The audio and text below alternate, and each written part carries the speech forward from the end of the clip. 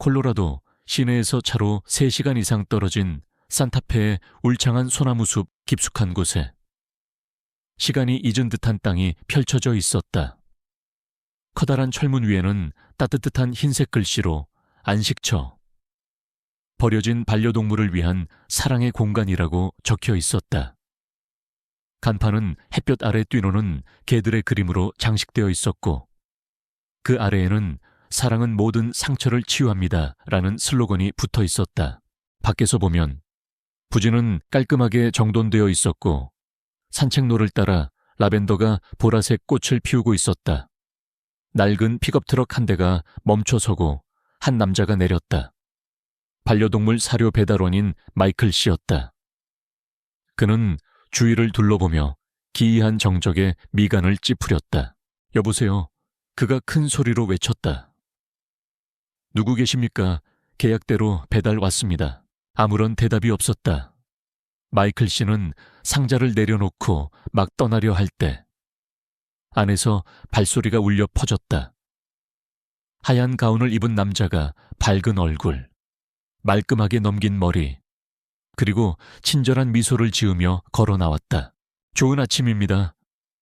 마이클 씨, 남자가 산부인과 의사처럼 부드러운 목소리로 말했다. 저는 스티븐입니다. 오늘 의료팀 책임자죠. 제임스 씨는 지금 바쁘셔서요. 아, 네. 물건만 내려놓으러 왔는데. 여긴 어쩐지 좀 달라 보이네요. 스티븐은 대답 없이 미소만 지었다. 그는 배송 전표에 서명하고 상자를 안으로 밀어 넣었다. 무거운 문이 그의 뒤에서 쿵소리를 내며 닫혔다. 바깥에 울부짖는 바람소리는 곧 내부 복도에서 희미하게 울려 퍼지는 신음소리에 묻혔다. 사랑스러운 반려동물 안식처라는 겉모습과는 극명하게 대조적으로. 안식처 내부는 차가운 강철 지옥이었다. 지하 3미터 아래, 각각 겨우 2제곱미터 남짓한 작은 철제방들이 지하를 따라 줄지어 있었다.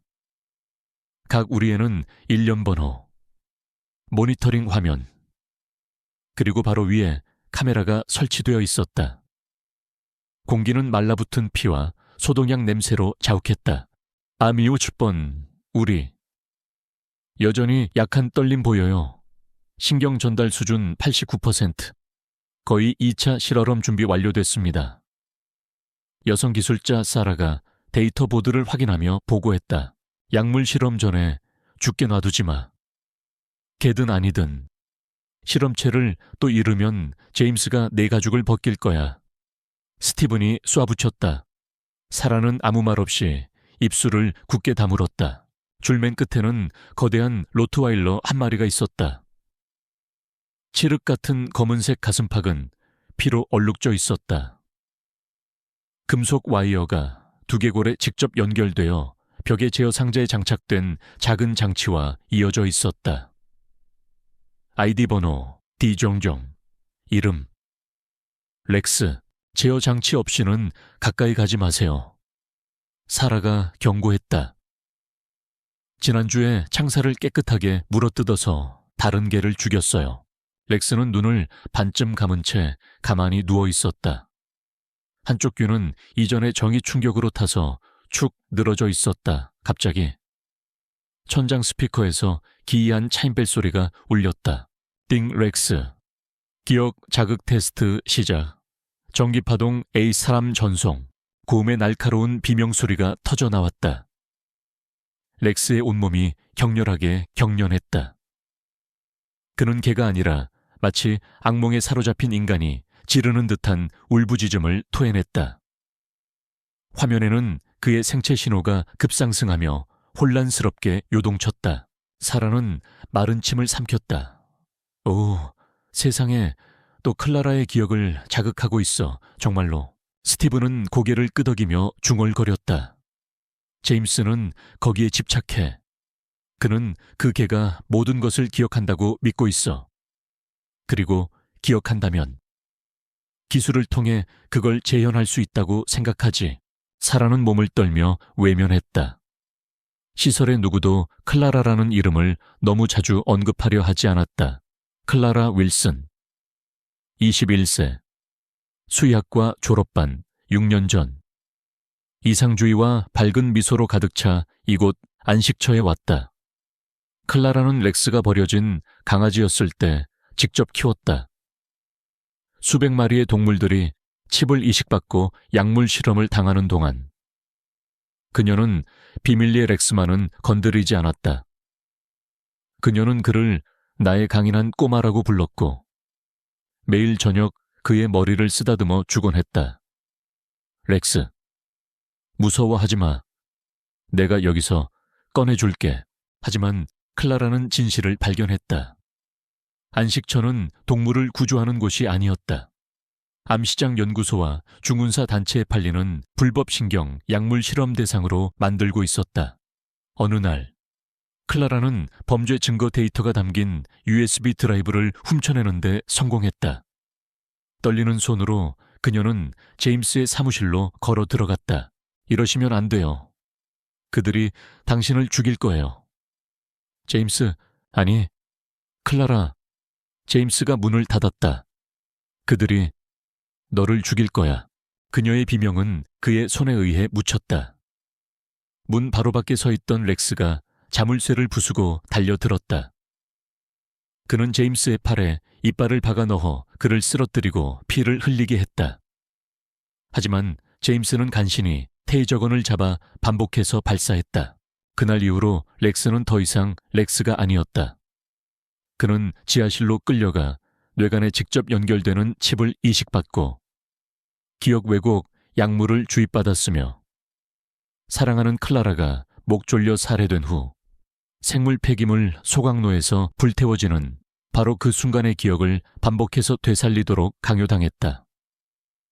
제임스는 감히 그 개를 죽이지 못했다. 그는 렉스의 특이한 뇌 구조가 그 기억을 완벽하게 보존했다고 믿었다.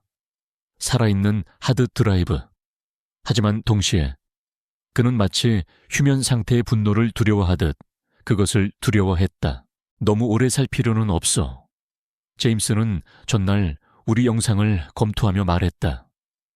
파동 변환 기술로 그 기억을 추출할 만큼만 길면 돼. 네. 알겠습니다. 스티븐이 고개를 끄덕였다.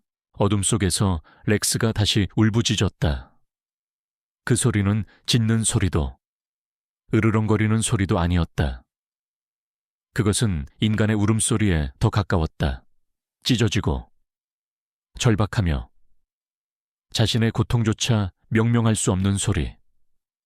밤마다 그 소리는 지하실에서 울려 퍼져 콘크리트 층을 뚫고 나와 마치 탈출구 없는 감옥에 갇힌 영혼처럼 공기 중으로 뒤틀려 올라갔다. 우리 모두 제임스 씨에게 감사합시다. 미국에서 그 누구도 그분보다 동물을 더 사랑하지는 않을 겁니다. TV 진행자가 밝게 웃으며 말했다. 그의 뒤 화면에는 은발에 차분한 미소를 띤 위험 있는 중년 남성이 강아지 옆에 서 있는 모습이 보였다. 배너에는 제임스 모건 씨, 버려진 반려동물의 천사라고 적혀 있었다. 에스펜 중심가의 5성급 호텔 스위트룸에서 제임스 자신이 그 프로그램을 보고 있었다. 그는 레드 와인 잔을 들고 비웃었다. 멍청이들. 돌아서지 않은 채 그가 말했다. 들어와. 스티븐이 폴더를 들고 들어왔다. 트위터에서 회장님 영상이 실시간 트렌드에 올랐습니다. 오늘 기부금은 이미 20만 달러를 넘어섰습니다. 제임스는 잔을 내려놓고 기지개를 켰다. 귀여운 강아지와 웃는 늙은이만 있으면 사람들은 뭐든지 돈을 던지지. 스티븐은 망설였다. 하지만 X19 시제품 말입니다. 마지막 실험에서 10시간 만에 개 3마리가 죽었습니다. 제임스는 책상을 돌아 스티븐의 목덜미에 손가락을 얹고 속삭였다. 개 3마리의 죽음이 우리에게 3만 달러의 기부금을 가져다 줬어. 내가 신경 쓸 것 같나? 스티븐은 몸을 떨며 침묵했다. 제임스는 평범한 수의사가 아니었다. 미국 최대 생명공학연구소 네트워크 중 하나의 소유주인 모건 가문에서 태어난 그는 하버드에서 공부한 후 흠잡을 데 없는 이력서로 콜로라도로 이주했다. 언론은 그를 과하게 마음을 불어넣은 남자라고 칭송했다. 하지만 그 칭호 뒤에는 악명 높은 지하거래, 신경제어 약물 제조, 무장단체와의 거래, 그리고 자선이라는 가면 아래 살아있는 동물에 대한 불법 실험이 숨겨져 있다는 것을 아는 사람은 거의 없었다. 그 여자의 아직도 기억하나 제임스가 가죽 의자의 등을 기대앉으며 눈빛을 어둡게 하며 물었다. 스티븐은 고개를 들었다. 물론 그가 클라라를 의미한다는 것을 알았다. 네, 그렇습니다. 인턴이었습니다. 인턴 제임스가 비웃었다.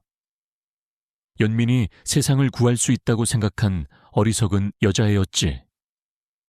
그는 시계 불을 붙였다. 하얀 연기가 희미해지는 악몽처럼 피어올랐다. 그날 내 사무실로 걸어 들어왔어. 그 USB를 움켜쥐고. 울 것처럼 떨면서 말이야. 당신은 범죄를 저지르고 있어요. 라고 했지. 스티븐은 조용히 시선을 내리깔았다. 기회를 줬어. 조용히 있으면 살려주겠다고. 어쩌면 장학금으로 미국에 보내줄 수도 있었지. 하지만 그 애는 어리석은 말을 했어. 모든 것을 폭로하겠어요. 제임스는 단어 하나하나에 힘을 주어 말했다. 그는 의자 팔걸이를 세게 움켜쥐었다. 그렇게 놔둘 순 없었지. 스티븐이 나지막이 말했다. 회장님, 렉스가 뛰어들었을 때가 아직도 기억납니다. 하마터면 회장님을 죽일 뻔했습니다. 그래, 제임스는 흉터가 아직 남아있는 오른손을 보았다. 죽였어야 했어. 하지만 그때 깨달았지. 그놈이 열쇠라는 걸. 모든 걸 봤어. 기억을 저장하는 계란이. 흥미롭지 않나? 그가 웃었지만. 스티븐의 등골을 오싹하게 만드는 웃음이었다. 그래서 없애지 않은 거야. 오늘날의 기술로는 뇌 신호를 검색하고 기억을 강제로 떠올리게 할 수 있어. 걔가 증인이 될 수 있다는 거지. 그리고 그 후에는 지우고 재프로그래밍하고 전투부대로 사용할 수 있어. 하지만 회장님, 하얀 가운을 입은 여성, 사라가 끼어들었다. 그 개는 예전 같지 않아요. 기억을 자극할 때마다 목이 찢어지도록 울부짖어요. 뇌가 이미 영구적으로 손상되었을지도 몰라요. 제임스는 그녀를 흘끗 쳐다보았다. 그 손상을 도구로 만들어. 고통은 기억을 위한 최고의 촉매제니까.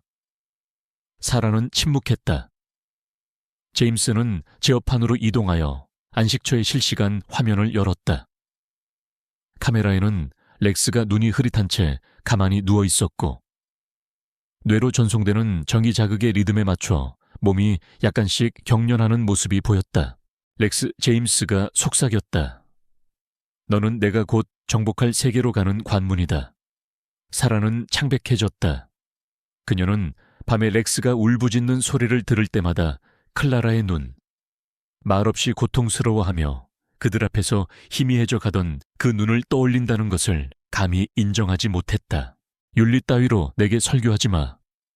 제임스가 돌아서며 목소리를 낮췄다. 전쟁에서는 기억을 통제하는 자가 승리한다. 스티븐은 고개를 숙였다. 네, 알겠습니다. 바로 그때. 오, 세상의 이쪽이야. 빨리 덤불 속에 뭔가 있어. 울창한 타스. 타우숲 야생지대에서 산림경비원의 목소리가 울려 퍼졌다. 녹색 제복을 입은 두 남자가 손전등 불빛으로 축축한 나무잎을 가르며 달려왔다. 소나무 밑동에 웅크린 차에 떨고 있는 작고 어두운 형체. 피부는 더러웠고 머리카락은 포도동굴처럼 엉켜 밧줄 같았다. 남자 중 하나가 숨을 헐떡였다. 여자애잖아. 빛이 얼굴에 비치자 여자아이는 으르렁거렸다. 눈은 흐릿했고 동공을 흰자위가 뒤덮고 있었으며 야생적이었다. 손은 땅에 눌려 있었고 손톱은 발톱처럼 날카로웠다. 겁에 질린 동물처럼 뒤로 기어갔다. 안 돼. 안 돼. 놀라게 하지 마. 다른 경비원이 천천히 몸을 낮추며 속삭였다. 얘야, 괜찮아. 우린 해치지 않을 거야. 여자아이는 소름 끼치는 쉭 소리를 내더니 덤불 속으로 더 깊이 물러나려 했지만 날카로운 나뭇가지가 팔에 걸렸다. 가느다란 핏자국이 나타났다. 병원으로 데려가야 해. 몇 년 동안 숲에서 산 것 같아. 그들은 연약한 몸에 얇은 담요를 둘러주었다. 아이는 말도 하지 않았고 저항도 하지 않았지만 추위 때문이 아니라 마치 몸에 밴 생존 반사처럼 온몸을 떨었다. 타스 병원에서는 야생 소녀에 대한 소식이 삽시간에 퍼져나갔다. 언론은 그녀를 야만 아이, 3년 전 온 가족을 앗아간 산불의 유일한 생존자라고 불렀다.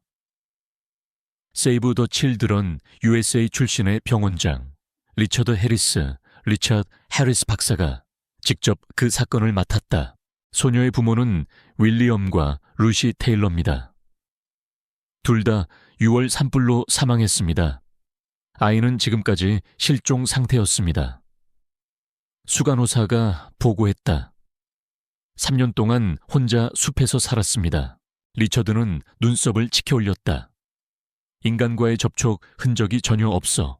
말도 못하고 글도 못 쓰고 침대에서도 안 자고 구석에 웅크리고만 있어. 그가 병실로 들어갔다. 방은 새하얗게 텅 비어 있었다. 바닥에는 담요가 둥지처럼 말려 있었고 그 안에 파일에 임시로 적힌 이름인 엠마가 무릎을 끌어안은 채 미동도 없이 눈을 크게 뜨고 앉아 있었다. 누가 가까이 다가가면 궁지에 몰린 동물처럼 비명을 질렀다. 엠마. 리처드가 부드럽게 물었다. 내 말 들리니 아무런 대답이 없었다. 그는 안전거리를 두고 앉아 작은 강아지 인형을 바닥에 놓았다. 풀 냄새, 타는 나무 냄새, 아니면 짖는 소리 기억나니 엠마의 눈이 움직였다. 봉제 강아지를 잠시 보더니 외면했다. 이틀 동안 아무것도 안 먹었어요. 수간호사가 속삭였다. 어젯밤에는 몇 시간 동안 울부짖었어요. 늑대 소리 같았죠. 리처드는 고개를 끄덕였다. 전통적인 치료법은 쓸 수 없어. 안전감과 인간 본능을 깨워야 해. 젊은 의사가 끼어들었다. 동물 매개 치료에 대해 읽어본 적이 있습니다. 개들 근처에 두면 정서적 기억을 자극할 수도 있습니다. 좋은 생각이야. 리처드가 생각에 잠긴 듯 고개를 끄덕였다. 에스펜에 있는 K9 치료센터와 연락 중인데 혹시 그녀를 받아줄 만한 곳이 있을까? 제임스의 전화벨이 울렸다. 그가 받았다. 모건입니다. 여자의 목소리가 들려왔다. 제임스 씨, 방금 경찰이 타스 숲에서 여자아이를 발견했어요. 네 발로 기어다니고 머리는 헝클어졌고 손톱은 길어요. 제임스는 눈을 가늘게 떴다. 야생 동물인가? 나이는 대략 7살이나 8살 정도예요. 말은 못하지만 눈이 이상해요. 이상하다고 아이 눈 같지 않아요. 맹수 같아요. 사납고요. 제임스는 몇 초간 침묵하더니 물었다. 부모는 3년 전 산불로 죽었어요. 그때부터 혼자 숲에서 살아남은 걸로 추정돼요. 그는 희미한 미소를 지었다. 그 아이 안식처로 보내. 언론에는 동물과 아동 재활을 위한 공동 프로그램이라고 말해. 아주 좋아할 거야. 하지만 확실하십니까? 회장님, 조건화되지 않은 생명체가 필요해. 만약 그 아이가 렉스와 교감할 수 있다면 그 개의 마음을 열 수 있을지도 몰라. 네, 알겠습니다. 준비하겠습니다. 제임스는 전화를 끊었다. 그는 스티븐에게 돌아섰다. 렉스에게 선물이 갈 거야. 그 여자애를 렉스 우리에 넣어. 아니, 내가 관찰하겠다.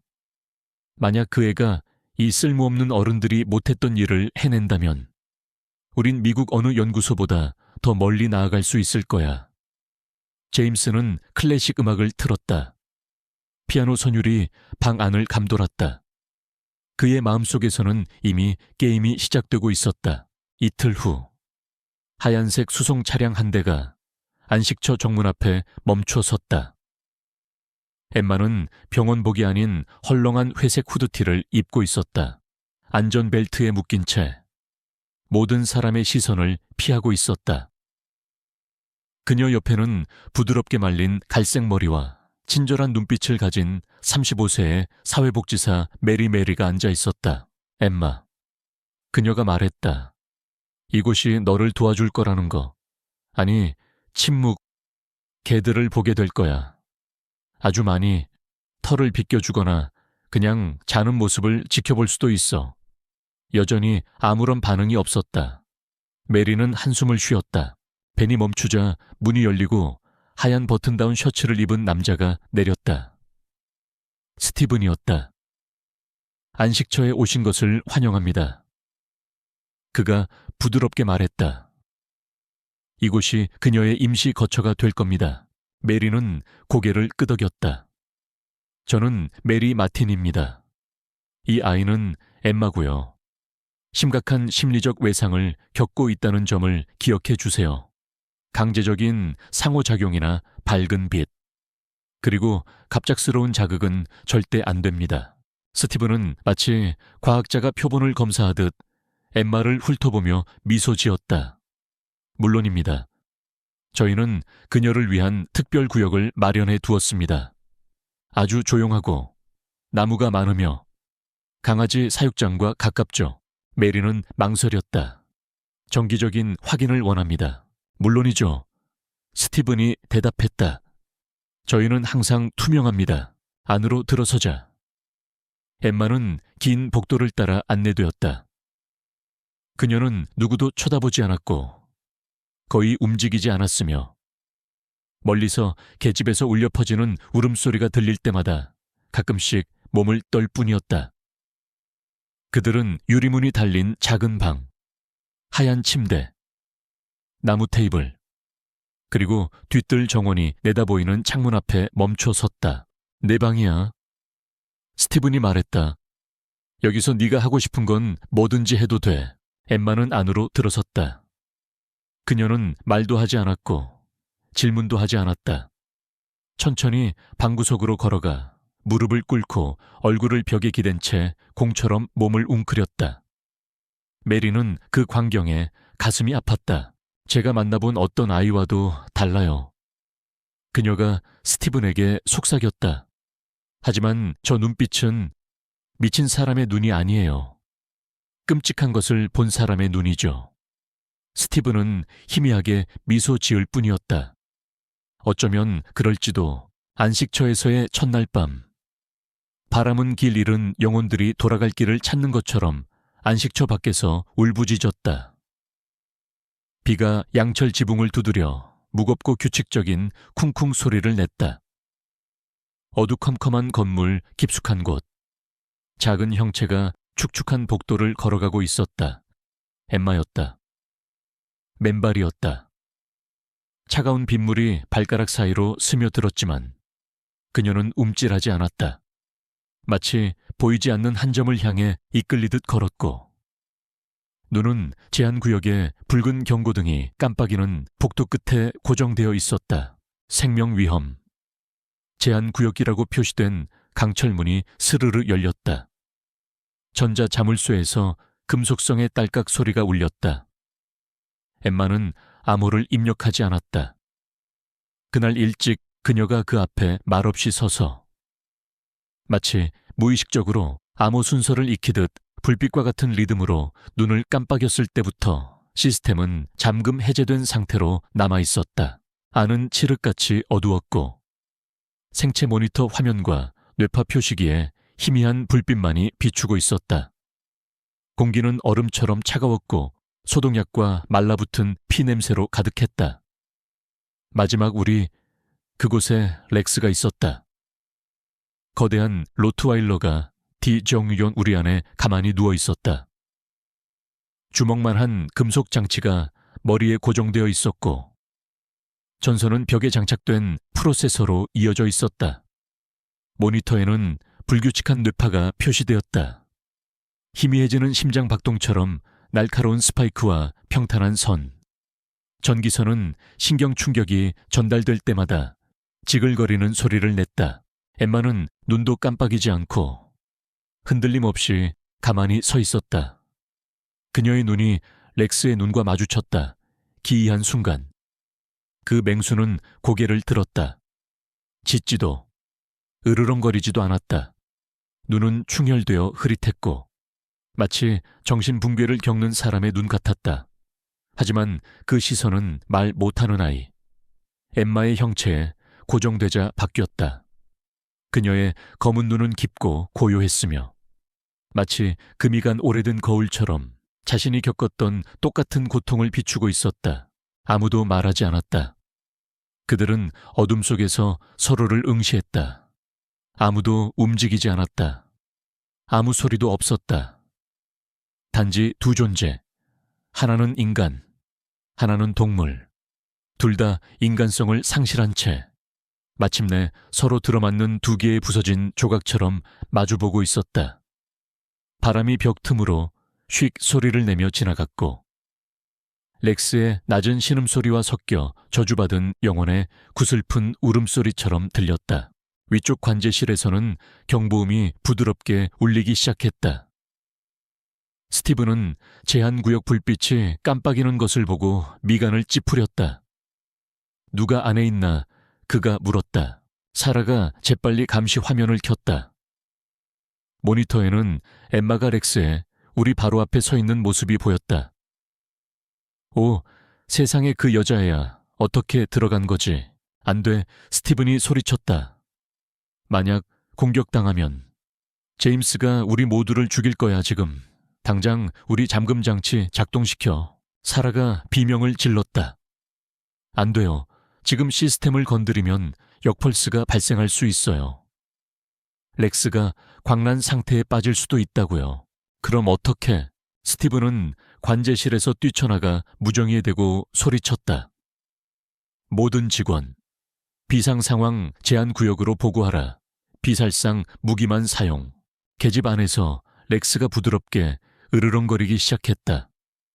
입 한쪽이 말려 올라가 누런 송곳니를 드러냈다.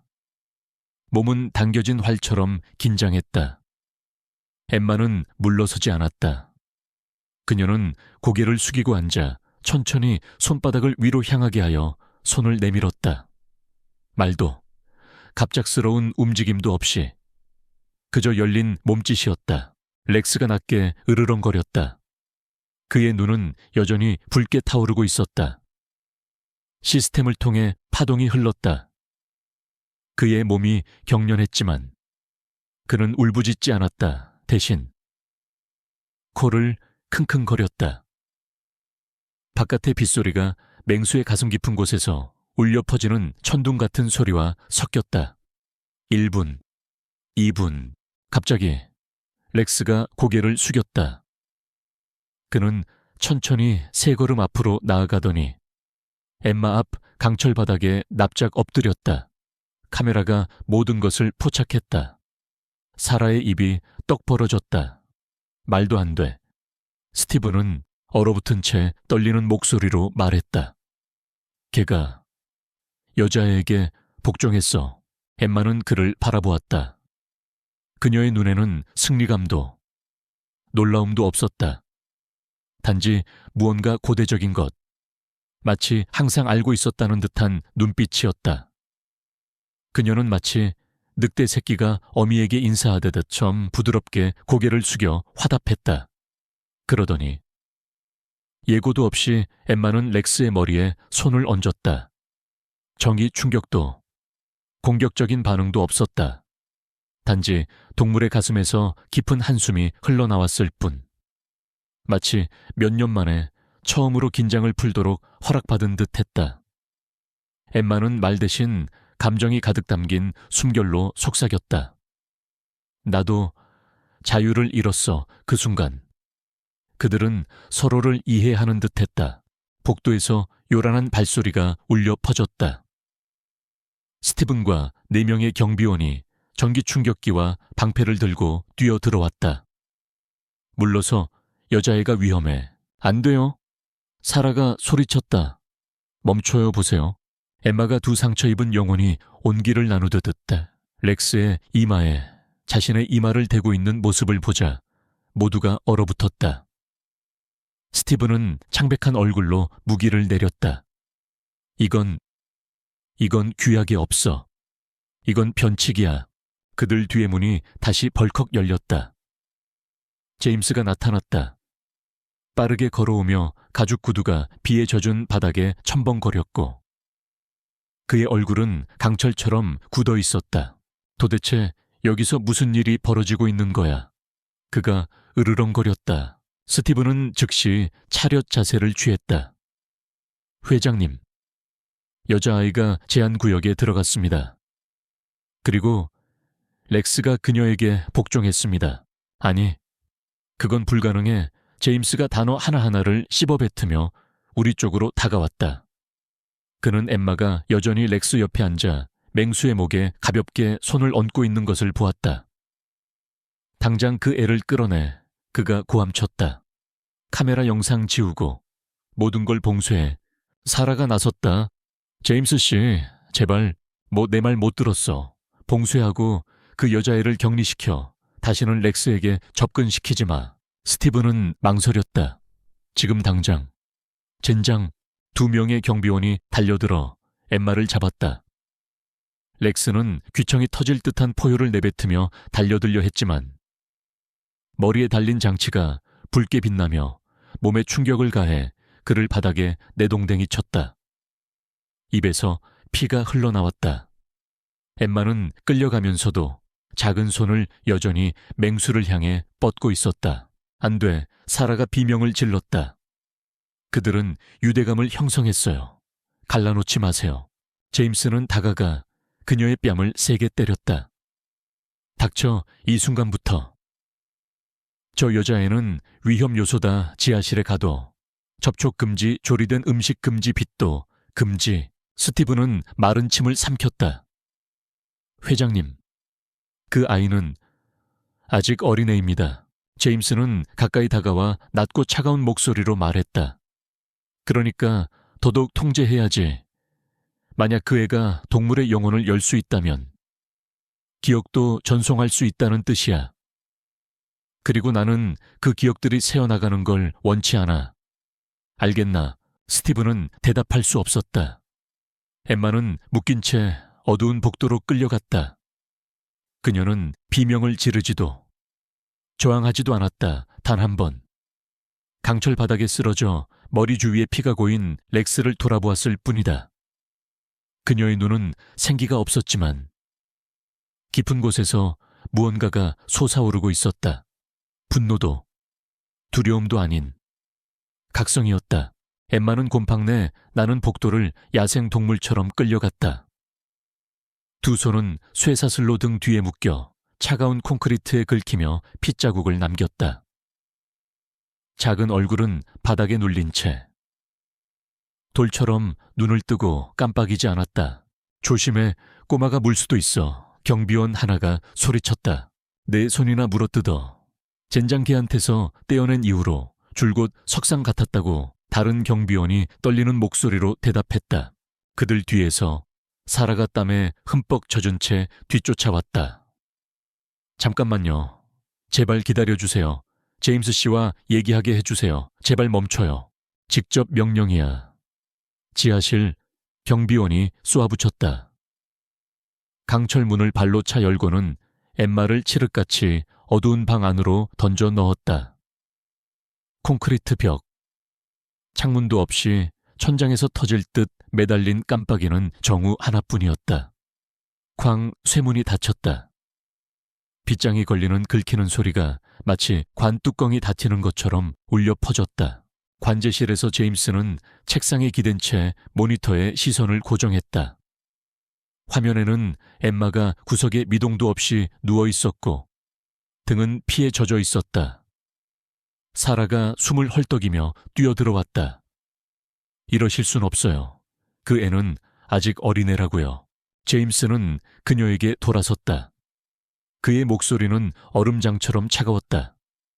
시설에서 가장 위험한 개를 복종시킨 아이 말인가. 그걸 그냥 어린애라고 부르나. 그건 그 애가 이해하기 때문이에요. 그 애도 그 동물과 같으니까요. 둘 다 망가졌어요. 정확해. 그가 으르렁거렸다.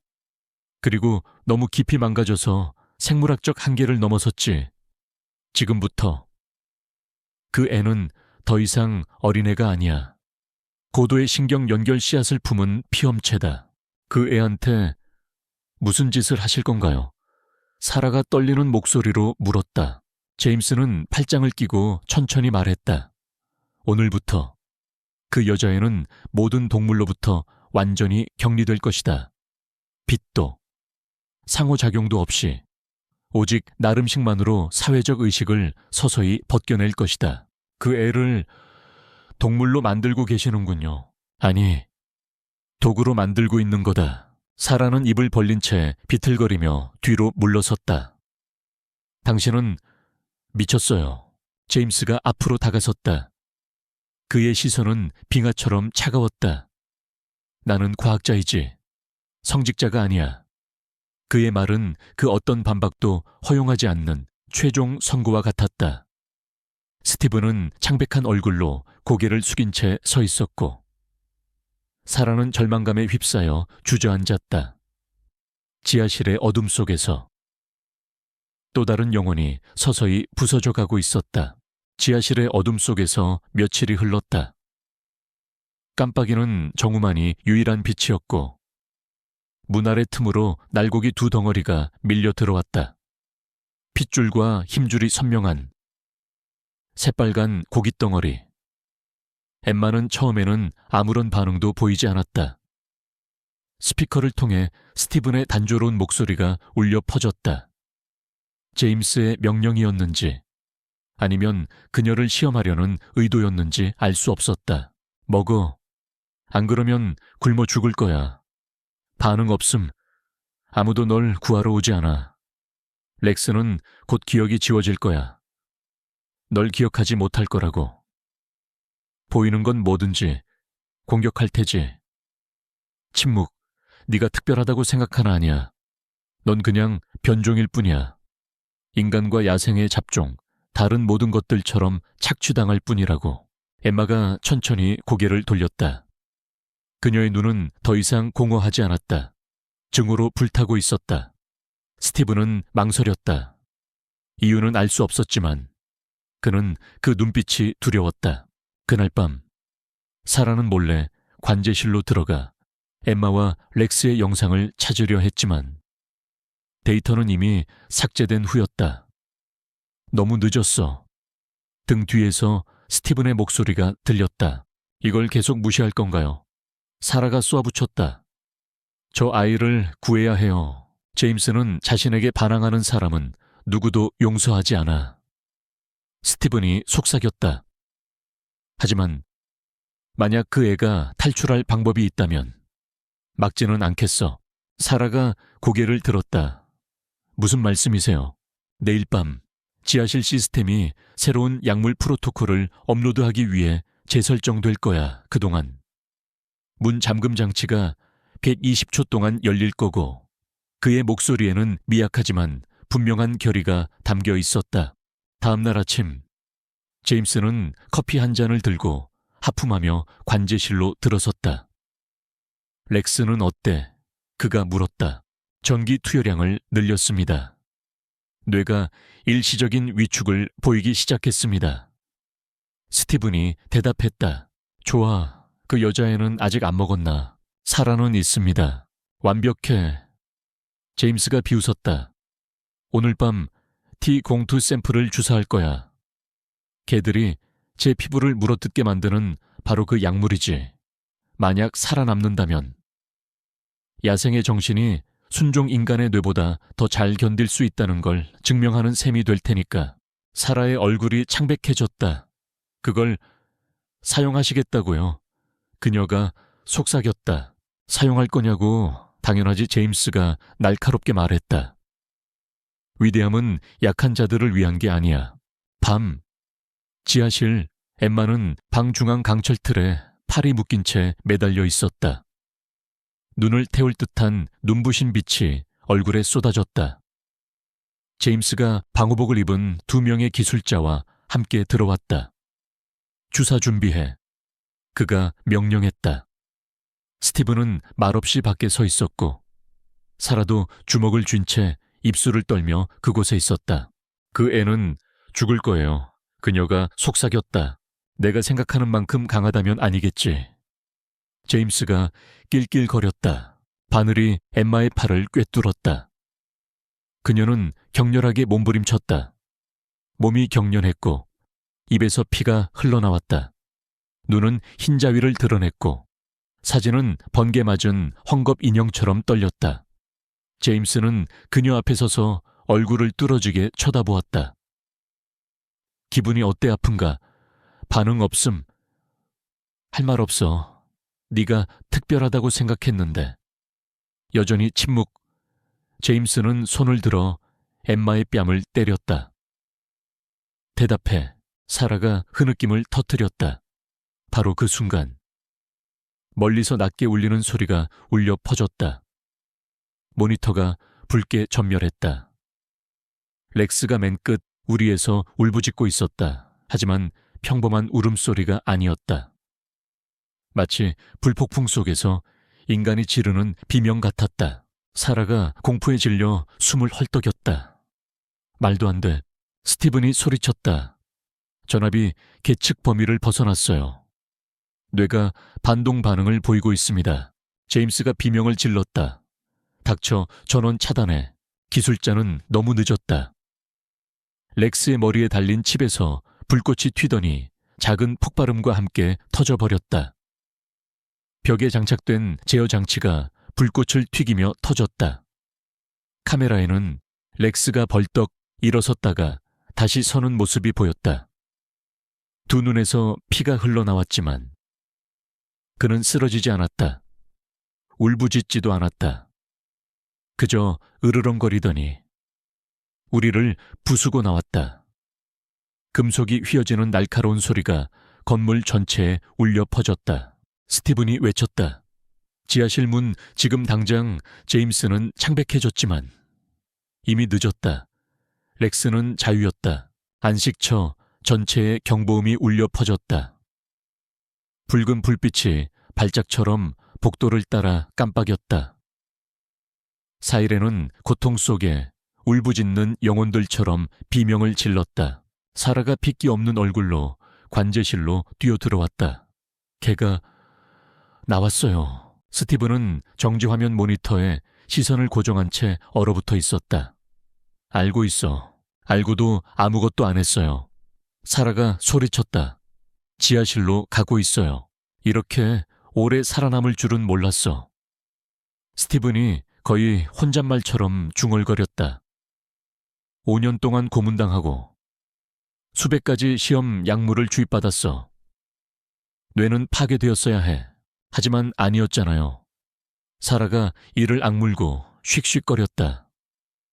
그는 기억하기 때문에 아직 살아있는 거예요. 지하실, 고문실. 엠마는 여전히 매달려 있었고 몸은 경련으로 떨리고 있었다. 바늘에서는 여전히 에메랄드처럼 반짝이지만 신경섬유를 하나하나 파괴하는 녹색 신경독이 방울져 떨어지고 있었다. 제임스는 소녀에게서 눈을 떼지 않은 채 한 걸음 뒤로 물러섰다. 봐. 그가 방금 뒤에 들어선 스티븐에게 말했다. 죽지 않았어. 눈이 아직 움직이고 있잖아. 계속 하시겠습니까? 스티븐이 탁한 목소리로 물었다. 지금이 결정적인 순간이야. 정신이 부서지고 있어. 만약 기억을 열 수 있다면 기록할 수 있을 거야. 렉스는요.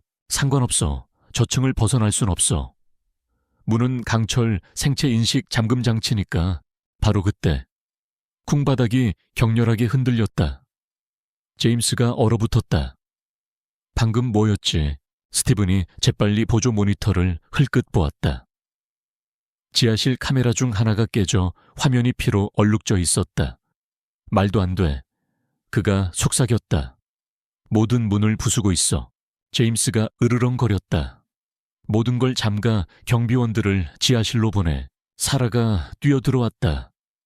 얼굴은 공포로 질려 있었다. 멈추지 않아요. 자기 피를 이용해서 전기 시스템을 단락시키고 있어요. 제임스가 포효했다. 헛소리. 그건 걔야 동물이라고 뇌에서 제어선을 잘랐어. 모든 기억을 태워버렸다고. 아니요, 사라가 그의 말을 잘랐다. 그녀의 목소리가 떨렸다. 당신을 사랑했던 누군가의 기억은 태울 수 없어요. 제임스는 제어 데스크에서 전기 충격기를 집어들고 엠마를 향해 돌진했다. 그럼 이 주사로 그놈이 가진 마지막 기억을 지워버리겠어. 스티븐의 눈이 공포로 커졌다. 지금 뭐 하시는 겁니까? 신경 쏘고제. TOL 한 방이면 자기가 누군지도 기억 못할 거야. 고통이 뭔지도 모르게 될 거라고. 안 돼요. 사라가 그를 막아섰다. 그의 영혼의 마지막 조각을 죽이게 될 거예요. 제임스는 그녀를 바닥에 세게 밀쳤다. 내가 영혼 따위에 신경 쓸 것 같아. 궁복도에서 귀청이 터질 듯한 폭발음이 울렸다. 천장 불빛이 격렬하게 깜빡였고 몇 개는 불꽃을 튀기며 터졌다. 지하실 전체가 흔들렸다. 사라가 벌떡 일어섰다. 4번 문이었어요. 렉스가 이미 3단계 보안을 뚫었어요. 스티븐이 마치 꿈결처럼 속삭였다. 걔가 여자애를 향해 오고 있어. 제임스의 손이 떨렸다. 그는 주사기를 꽉 쥐고 엠마에게 다가갔다. 아니, 너에게 닿게 놔두지 않겠어. 기억할 아무것도 남지 않게 될 거야. 그가 뚜껑을 벗겼다. 바늘이 막 엠마의 목을 꿰뚫으려 할 때 소름 끼치는 삐걱거리는 소리가 울렸다. 지하실 문이 벌컥 열렸다. 어둠 속에서 렉스가 나타났다. 그는 더 이상 개처럼 보이지 않았다. 털은 뭉텅이로 곤두서 있었고 가슴은 피로 흠뻑 젖었으며 눈은 엉긴 불처럼 빛나고 있었다. 한쪽 귀는 찢어져 있었고 신경 임플란트의 금속 잔해가 두개골에서 느슨하게 매달려 있었다. 하지만 그는 지옥에서 되살아난 복수의 기계처럼 느리고 흔들림 없이 한 걸음 한 걸음 당당하게 서 있었다. 주교 제임스가 렉스에게 테이저건을 겨누며 비명을 질렀다. 스티븐은 공포에 질렸다. 안 돼요. 지금 충격을 가하면 그 파동이 마지막으로 뇌를 자극할 거예요. 야생 상태로 돌아갈 거라고요. 상관없어. 제임스가 방가쇠를 당겼다. 잽전기가 곧장 렉스의 몸으로 날아갔다. 맹수는 잠시 경련하더니 고개를 들고 포효했다.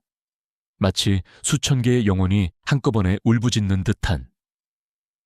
어둠의 통째로 삼켜진 무언가의 목구멍에서 화산이 폭발하는 듯한 소리였다. 제임스는 뒤로 물러섰다. 안 돼. 안 돼. 렉스가 달려들었다. 엠마. 엎드려 사라가 비명을 질렀다.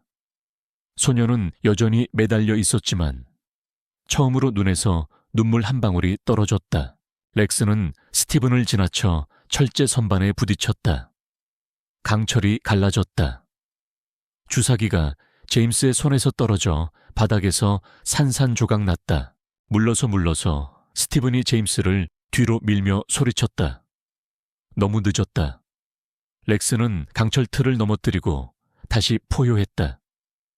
역겨운 금속 냄새가 그의 숨결에서 피어올랐다. 그가 제임스에게 달려들었다. 제임스는 마구잡이로 총을 쏘았다. 탕 한 발이 사라의 어깨에 맞았다.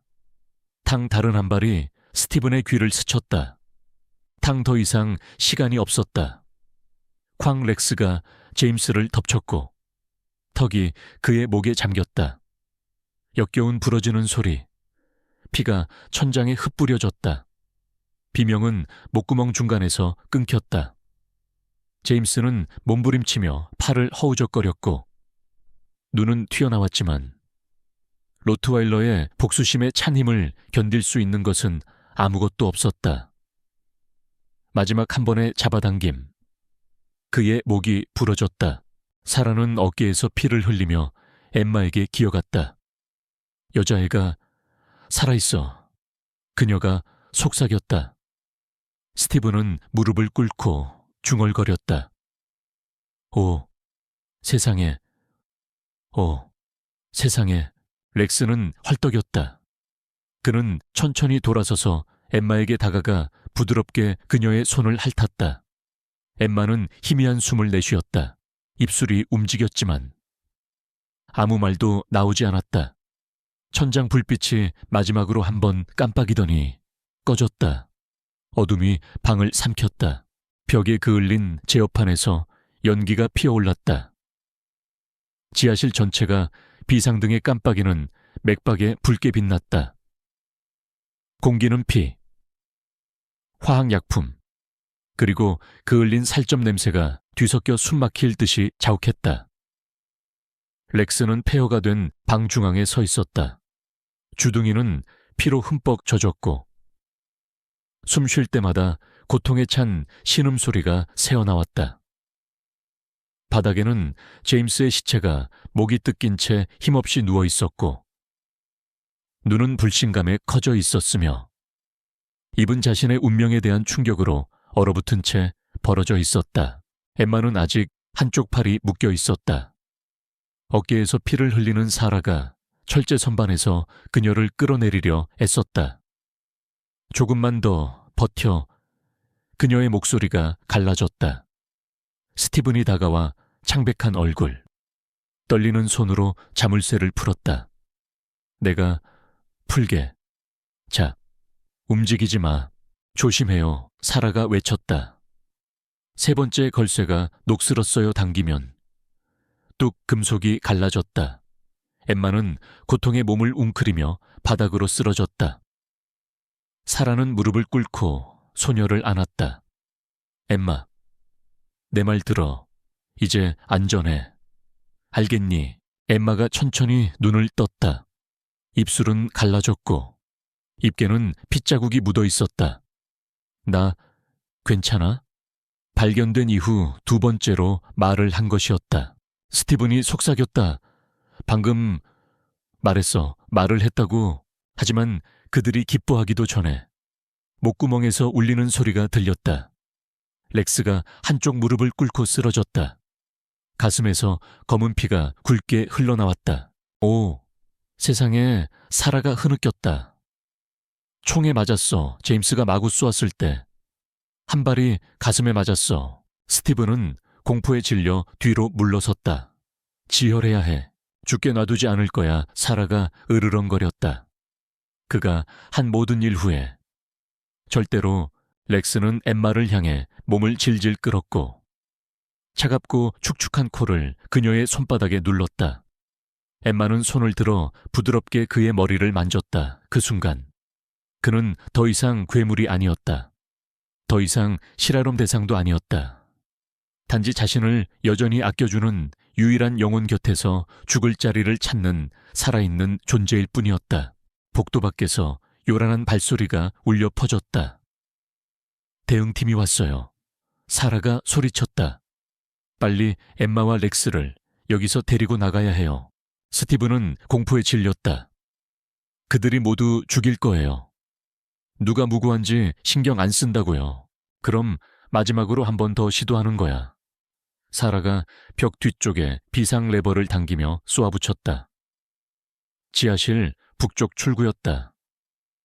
쾅. 실험실 뒤편 강철문이 벌컥 열리며 시설 뒤편 낡은 창고로 이어지는 좁은 통로가 드러났다. 사라는 엠마를 등에 업었다. 렉스 그녀가 불렀다. 어서 가야 해. 렉스는 그들을 비틀거리며 뒤따랐고 발걸음마다 긴 핏자국을 남겼다. 스티븐은 제임스의 시체를 보더니 사라를 보았다. 데이터를 가져가야 해. 그렇지 않으면 아무도 우리를 믿지 않을 거야. 사라가 고개를 끄덕였다. 그녀는 제임스의 실험실 가운 주머니에서 작은 USB 드라이브를 꺼냈다. 그가 항상 가지고 다니던 것으로 모든 실험 기록, 고문 영상, 심지어 클라라의 마지막 순간까지 담겨 있었다. 그들은 지옥처럼 북쪽 복도를 달렸다. 앞에서 손전등 불빛이 공기를 꿰뚫었다. 전술부대 움직이지 마. 탕탕 두 발에 경고 사격이 울렸다. 사라가 비명을 질렀다. 멈춰요. 우린 위협이 아니에요. 아이와 부상당한 개가 있다고요. 군인 하나가 소리쳤다. 물러서지 않으면 발포하겠다. 스티븐이 두 손을 들었다. 증거가 있습니다. 이 USB에 제임스가 한 모든 것이 담겨 있어요. 지휘관이 앞으로 나섰다. 총구가 렉스를 향했다. 저 개가 한 걸음이라도 더 움직이면 쏘겠다. 렉스는 얼어붙었다. 그는 엠마를 보더니 출구 바로 앞에 쓰러져 거친 숨을 몰아쉬며 다리를 떨었다. 엠마의 목소리가 바람처럼 부드럽게 들려왔다. 쏘지 마세요. 지휘관은 눈썹을 치켜 올렸다. 불법 실험체다. 위험할 수 있어. 아니요. 사라가 고개를 저었다. 증거예요. 클라라 윌슨 살해 사건의 유일한 살아있는 목격자라고요. 스티븐이 USB를 내밀며 앞으로 나섰다. 제임스가 무슨 짓을 했는지 알고 싶습니까? 이걸 보십시오. 지휘관은 회의적인 눈빛으로 USB를 받았다. 지금 당장 의료진에게 데려가. 걔는 법의학팀으로 보내지만 살려둬. 알겠나? 네, 알겠습니다. 몇 분 후 엠마는 들것에 실려 구급차로 옮겨졌다. 그녀는 사라의 가슴에 머리를 기댄 채 가만히 누워 있었다. 사라가 그녀를 꽉 안았다. 네가 모두를 구했어.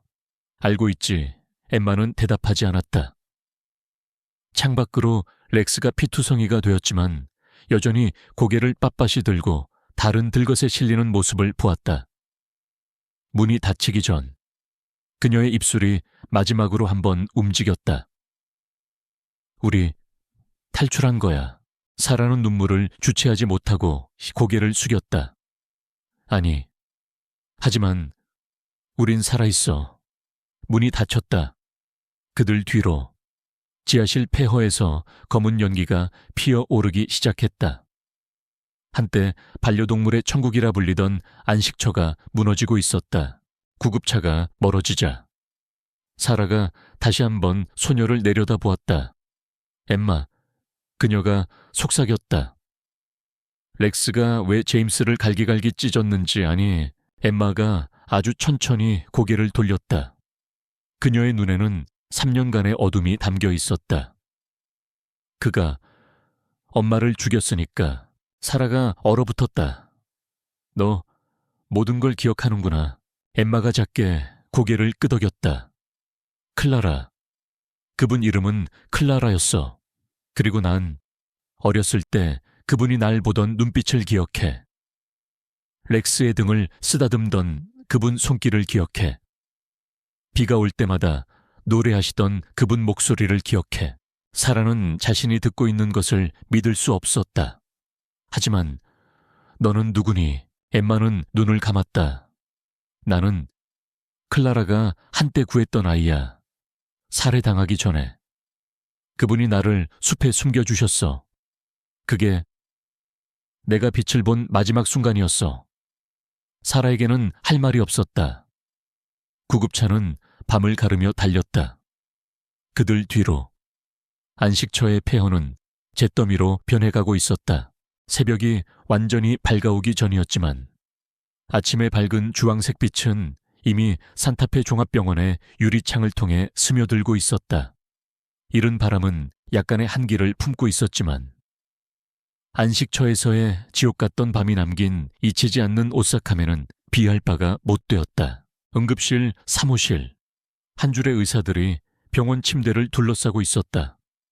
엠마는 의식을 잃은 채 하얀 붕대에 쌓여 있었고 얼굴에는 희미해져가는 멍 자국이 덮여 있었다.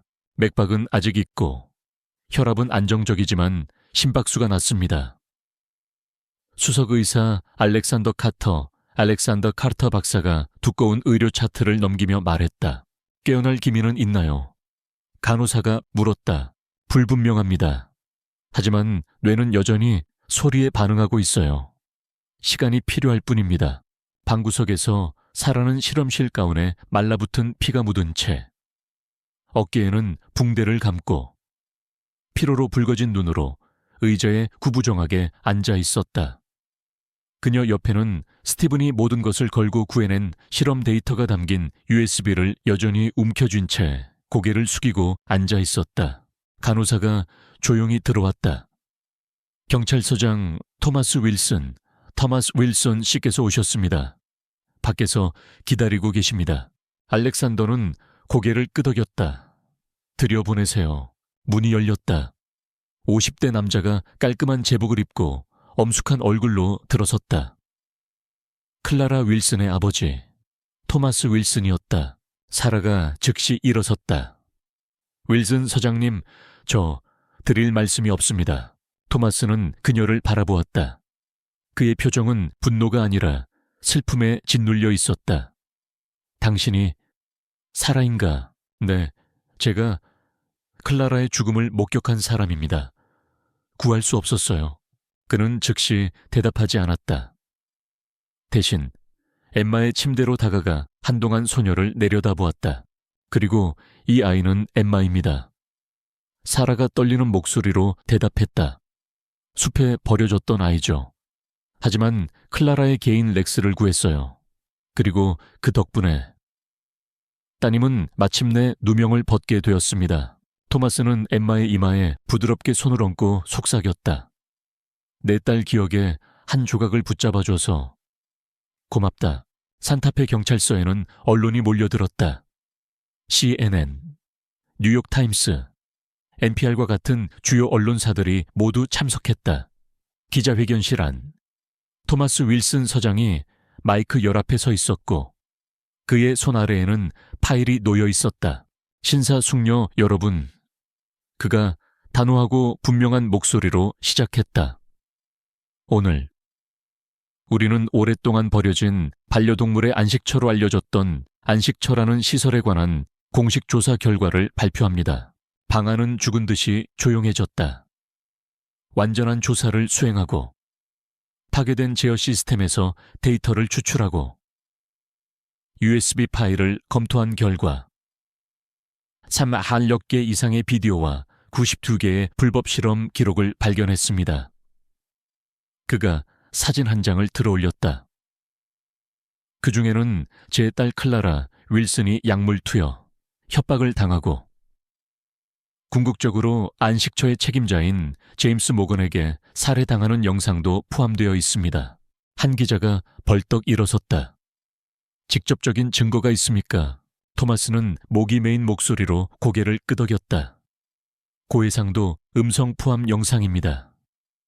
클라라는 제임스에게 멈춰달라고 애원했지만 그는 제 손으로 딸을 죽이고 시설의 생물, 폐기물 처리 시스템에서 시신을 소각하라고 명령했습니다. 충격과 분노의 웅성거림이 방을 가득 채웠다. 한 여성 기자가 속삭였다. 하지만 언론은 항상 그를 버려진 반려동물의 천사라고 불렀는데요. 네, 토마스가 고개를 끄덕였다. 지옥에서 곧장 온 날개를 단 천사였죠. 그는 로트와일러 사진을 또 한 장 들어올렸다. 아이디 디디경종. 클라라에게. 렉스입니다. 5년 동안 고문당하고 실험 약물을 주입받고 제어 칩을 이식받았지만 클라라의 마지막 기억을 간직한 유일한 생명체입니다. 다른 기자가 물었다. 그 개는 아직 살아있습니까? 네. 토마스가 밝은 눈으로 대답했다. 그 개는 그와 교감할 수 있었던 유일한 인간인 엠마를 구했습니다. 그리고 맹세컨대 안락사시키지 않을 겁니다. 생물학적 증인 보호 프로그램에 편입하도록 명령했습니다. 방 안에 박수갈채가 터져 나왔다. 다른 관련된 사람들은요? 또 다른 기자가 물었다. 스티븐. 사라 씨는요? 토마스는 앞줄에 앉아있는 사라와 스티븐을 내려다보았다. 그는 고개를 끄덕였다. 그들은 제임스에게 반항하기 위해 모든 것을 걸었습니다. 기소되지 않을 겁니다, 사실. 정부는 그들에게 대통령 시민 훈장을 수여하는 것을 고려 중입니다. 사라는 스티븐에게 몸을 돌려 속삭였다. 우리 정말 해냈어요. 스티븐은 미소 지었다. 몇 년 만에 처음으로 진정한 미소였다. 단순히 살아남은 게 아니야. 우린 다시 태어났어.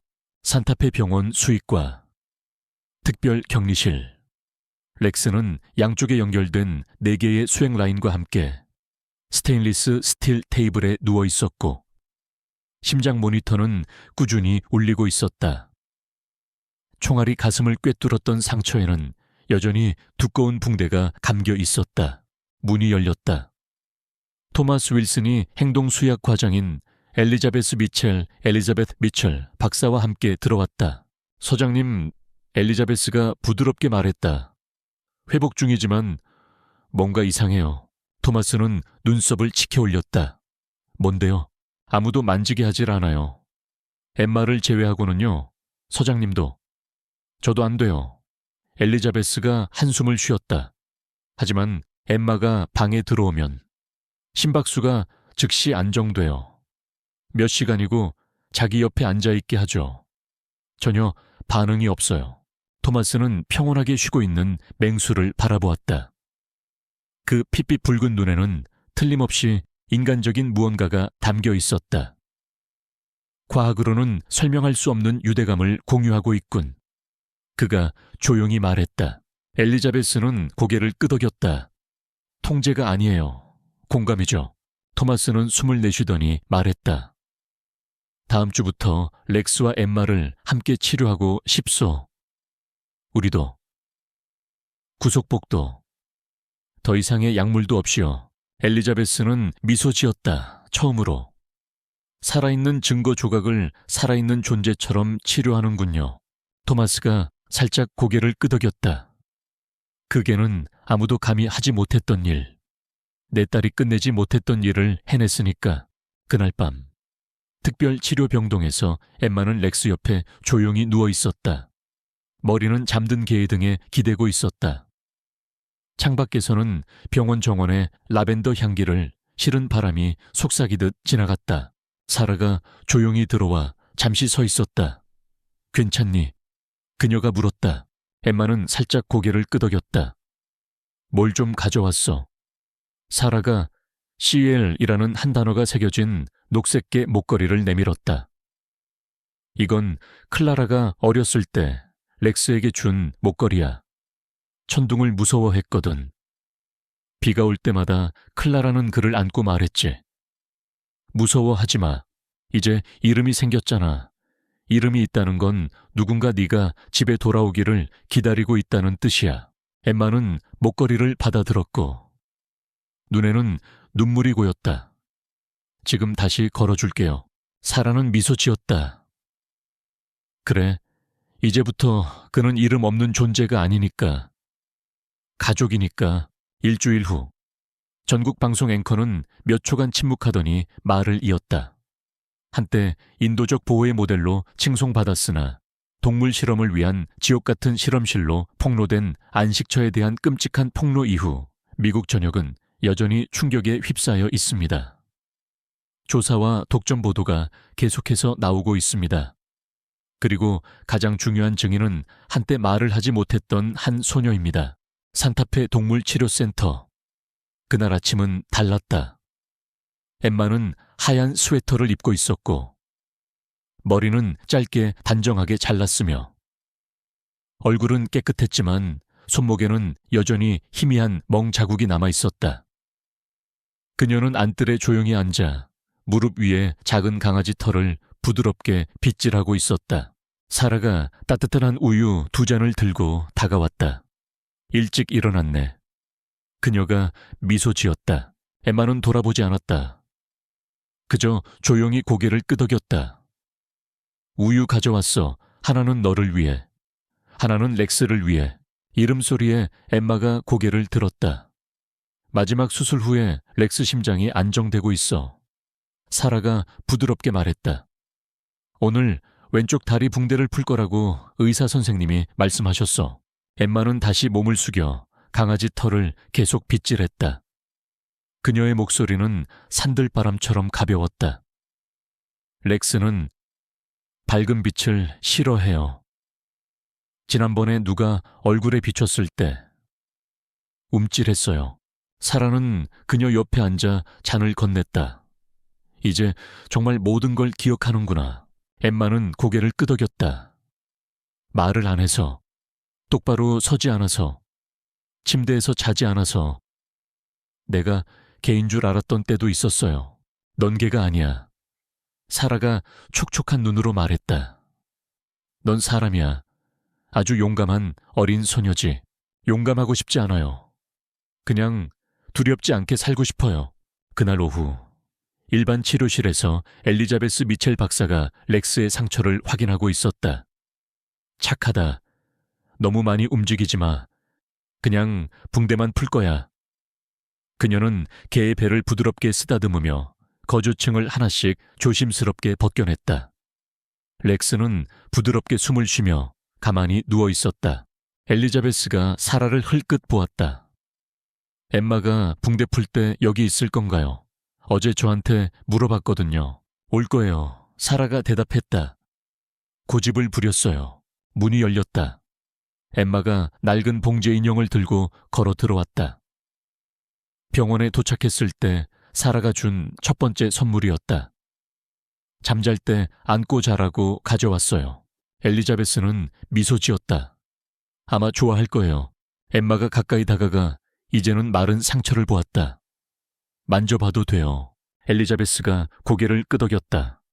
그냥 부드럽게요. 엠마는 부드럽게 렉스의 배에 손을 얹었다. 걔는 잠시 눈을 뜨고 그녀를 바라보았다. 저 눈빛은 사라가 생각했다. 말보다 더 성스러운 무언가였어. 그날 밤 높은 달 아래 엠마는 정원으로 나가고 싶다고 했다. 사라는 놀란 듯했다. 어둠이 무섭지 않니? 아니요. 엠마가 대답했다. 3년 동안 숲에서 살았지만 이렇게 아름다운 달은 본 적이 없어요. 그들은 라벤더 옆 나무 벤치에 앉았다. 밤 공기는 시원하고 고요했다. 사라가 부드럽게 물었다. 일어난 모든 일에 대해 어떻게 생각하니? 엠마는 한참 동안 말이 없었다. 그러더니 말했다. 클라라가 살해당하는 걸 봤을 때 목소리를 잃었어요. 그 후에는 기억도 잃었고요. 하지만 이제 다시 말할 수 있잖아. 네, 이제 누군가 들어주니까요. 사흘 후 산타페 카운티 법원에서 특별 심리가 열렸다. 라이언 휴그스 수석 판사가 개회를 선언했다. 오늘 우리는 제임스 모건이 저지른 범죄에 관한 공식적인 혐의를 검토합니다. 그가 사망했지만 거의 400마리의 동물, 3명의 실종된 인턴, 그리고 28명의 침묵당한 직원들과 관련된 사건은 전면적으로 진행될 것입니다. 그는 앞줄에 앉아있는 사라와 스티븐에게로 몸을 돌렸다. 사라 씨, 스티븐 씨, 법정에서 말씀하시겠습니까? 사라가 클라라의 사진을 들고 일어섰다. 한 가지만 말씀드리고 싶습니다. 클라라는 헛되이 죽지 않았습니다. 그녀는 언젠가 말했습니다. 진실은 항상 빛을 찾는다. 오늘 저는 그녀가 옳았다고 믿습니다. 스티븐이 천천히 일어섰다. 저는 한때 제임스의 부하였습니다. 과학을 섬기고 있다고 생각했습니다.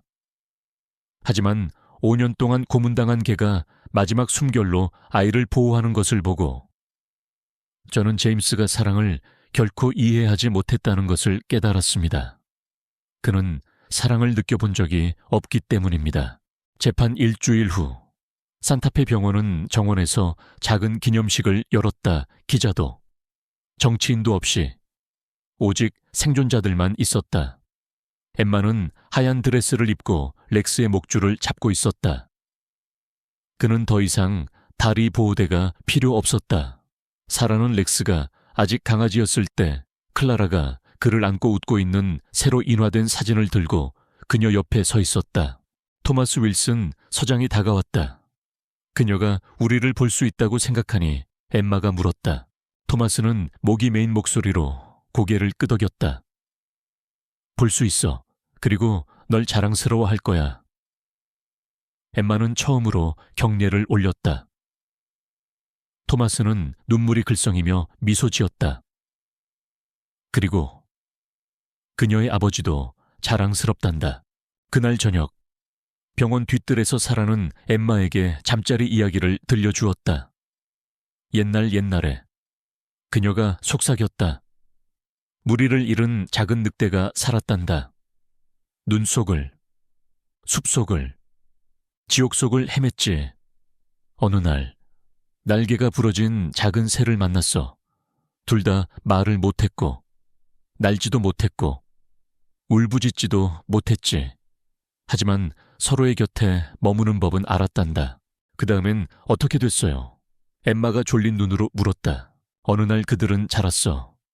더 이상 늑대 새끼나 아기 새가 아니라 어둠으로 가득 찬 세상에서 사랑할 만큼 용감한 존재들이 되었지.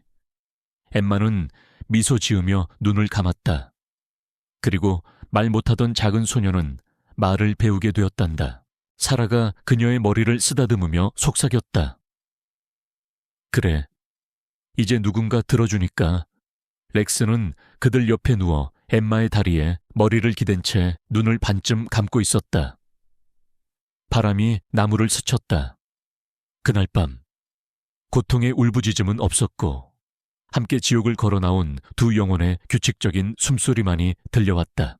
엠마와 렉스의 이야기는 우리에게 잔인함이 자선의 가면을 쓸 수 있지만 진실은 영원히 묻힐 수 없음을 상기시켜준다. 고문당하고 잊히고 목소리를 잃었을지라도 사랑의 영혼은 침묵 속에서 살아남아 깨어나기를 기다릴 수 있다. 말 못하는 소녀와 망가진 개는 대부분의 어른들이 감히 하지 못할 일을 해냈다. 그들은 지옥과 마주하고 그것을 헤쳐나왔다. 왜냐하면 진정한 사랑은 아무리 연약할지라도 희망을 부활시키는 가장 강력한 힘으로 남아있기 때문이다.